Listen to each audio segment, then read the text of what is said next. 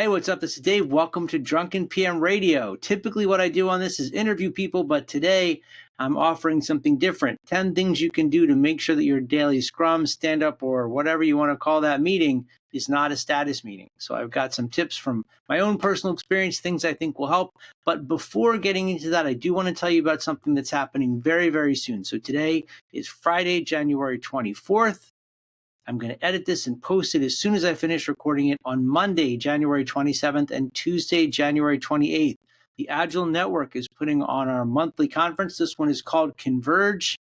We're going to have over 100 sessions. I don't know why we're calling it a micro conference anymore. It's over 100 sessions in 2 days on topics of all kinds of Agile and all about things related to how we manage the work that we do, building products and projects. There's a ton on AI. And a whole bunch on the newly formed PMI Agile Alliance. So if you're curious about that topic or what that means for the organizations, definitely check it out. Now, the conference is free. During those 2 days, you can attend all the sessions for free. If you want to watch any of them afterwards, or if you want to watch any of our previously recorded stuff, you would have to become a member of the Agile Network. But good news there, too. I have a discount code. Drunken PM CMC33 will give you a 33% discount on a membership to the Agile Network, and that will give you full access to all the videos. So every month we've been putting out about 80 videos or more, and we're going to keep doing that. So if you are somebody who works in the Agile space, project management space, the AI space, we've got experts all over the place in here creating stuff constantly that will help you get better at what you do. So definitely check out the Agile Network. I hope I will see you on Monday and Tuesday at Converge. Got some really great sessions in there. I'm very proud of the work that we've done. And you can get a 33% discount on a membership to the Agile Network by using Drunken PM CMC 33. And that's it. Now on to the tips for your daily Scrum. If you learn to work the old way, but the new way is what you need, my job's to make that switch from old to new. Something less for you than it did for me. Here on Drunken PM Radio. Whoa! Here on Drunken PM Radio. Whoa! Hey, I'm Dave Fryer. Welcome to Drunken PM Radio. Normally on the podcast, I interview other people. That's kind of been the thing for the longest time. I've been a bit slammed the past few weeks getting ready for a big Agile Network event. I haven't had the time to do some of those interviews, but I do have some things that I think would be valuable to share. So I'm going to use the next couple podcasts as a way to run an experiment. I'm going to do some stuff where people have sent in questions. I will probably do some stuff that's a little more editorial, especially around everything going on between the Project Management Institute and the Agile Alliance. So if you listen to this podcast or watch this podcast, if you think this stuff is valuable, kind of editorial stuff, let me know. I'll do more of it. If you think it sucks, let me know. I'll do less of it. All right. Now, today in my email, I got a question from somebody who took a class with me once. May I please ask that you provide any suggestions on how to make daily stand-up more beneficial to teams that feel it sounds like a status call? Any materials, suggestions you have would be greatly appreciated.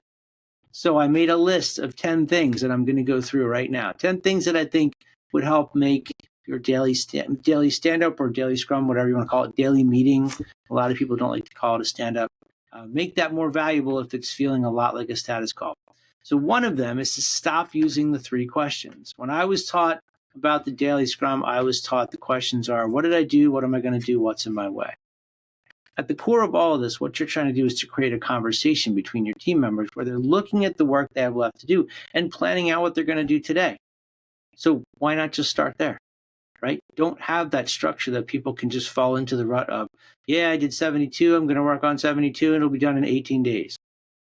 Okay, so that's one thing. Also, if they're bringing in work into the sprint that's going to take like a whole sprint to do, that's a big problem.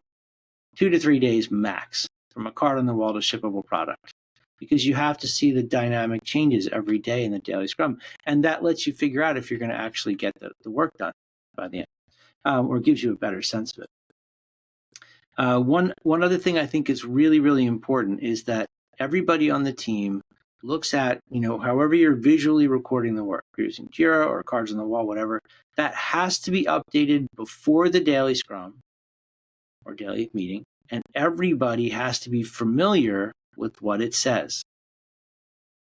Okay, because if you don't, then you are absolutely going to have a status meeting. People are going to come in, they're going to move the cards, you're going to talk about where they are. That's going to eat up your whole 15 minutes, and you're never going to talk about where you're going. You're going to be spending 15 minutes trying to figure out how you got to where you are right now.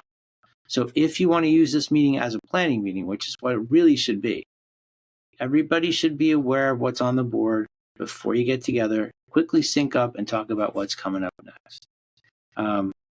I think it's also important to focus on how we will collaborate, right?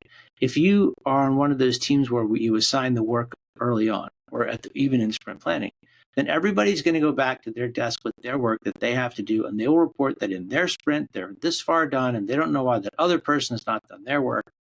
The whole point of not pre-assigning the work is or one of the points of not pre-assigning the work, is to force the conversation of, we have stuff we have to do. What is the best way to deploy ourselves today so we can make as much progress as possible? I think that is a critical aspect of this. By not having it all assigned up front, you have to look at it all together and say, okay, we've got to get all this stuff done. How are we going to do it? And reinforcing that idea of we. So whenever I have anybody on the team say, like, on my project, it's not your project, it's all of our project or product, whatever. Cameras on, cameras on, cameras on. I don't care. Nobody likes having the camera on. Turn it on anyway.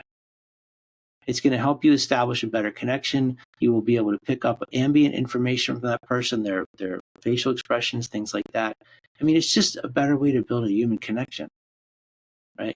Now, if you have been working together long enough that that's not a thing for your team, okay, but this default thing where people feel that it's okay to show up and have their cameras off, I don't think that's okay. If you were in an office, you would not be allowed to put walls around your cubicle and shutter everyone out and just talk through the door. You need to be able to see people. You need to be able to interact with people. Turn the camera on. It's important. You will get used to it. I think it's really important that when you are having this call, or if you're in person, do it in front of the board. If you're online, you should all be looking at the same thing at the same time. And that is something that takes a certain level of discipline. Even I get distracted and forget to look at, whatever tool we're using. But just for that, it's 15 minutes. It's not like the whole day, right? Everybody just is going to commit that for that 15 minutes, you will block out distractions. You will close Slack. You will close email.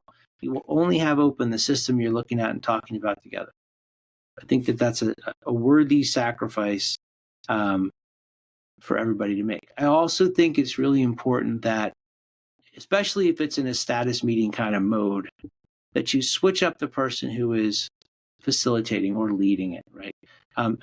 Ideally, you don't have to have anyone lead it. Everybody just kind of chimes in. But if you do, it should not be your Scrum Master or your tech lead or your project manager. Have somebody on the team, and probably switch out the person who's kind of kicking it off and walking it around. Because we want that collective sense of ownership. If you do have one person who's leading it every day, then everybody's just going to look at that person and give their update to that person. So they get like a pat on the back or a good job, buddy, something like that. It's just natural that would happen. So by shifting around the person who's kind of pushing it forward, you can kind of get away from that a little bit. My next one, number 7, just says we over and over and over again. I can't emphasize that enough. We. Not mine. It's ours. We own it together.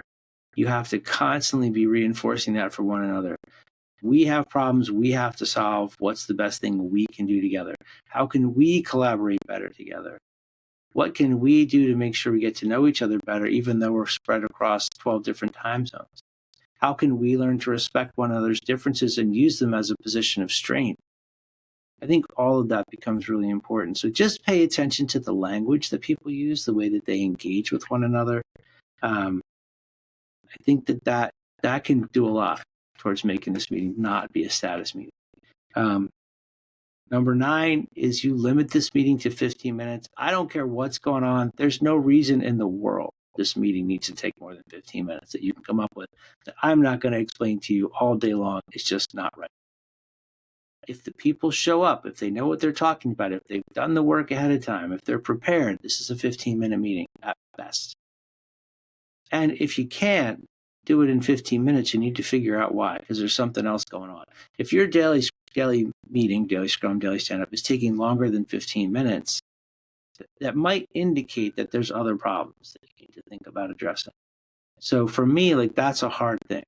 We start here, we stop here. I always say I'm officially starting, we're officially ending. After we end, if you want to sit around for an hour and a half and do bug triage or solve problems, great, have at it. But let the other people go back to their work. I think that's a really big deal. This 10th one is very important to me. I mentioned earlier that you should update the board ahead of time. I also think that the people on the team have a responsibility to one another to show up prepared. You need to think about what you need to tell your team members. How are you going to say that in a concise manner? How are you going to not suck down all the time by telling them a bunch of stuff they don't need to know? Showing up for a meeting unprepared signals to the people in the room that either you don't respect them and you don't care about the work, you were too busy, you couldn't be bothered, or maybe you work in an organization that has burdened you so heavily and overloaded you so heavily that even though you respect them, the organization is not respecting you enough to give you the time to prepare. And if that's what's going on, then that's something you need to deal with. But I think as part of the working agreement, the expectation should be before this daily meeting, each one of us will have updated the board. We will have also familiarized ourselves with where things are, figured out what questions we had, so that when we come together for that 15 minutes, we are laser focused on making sure we truly do understand what's happening, what work is left, and then we can use the bulk of the time to plan how to make progress by moving forward. So 10 things real quick. I'll put them in the show notes as well. I hope that helps. And again, if this version, it's a shorter version, I'll try to offer tips. I'll offer some opinion stuff. The next one will probably be opinion. But let me know if it's helpful or not. So that's it. Thanks. If you learn to work the old way, but the new way is what you need now.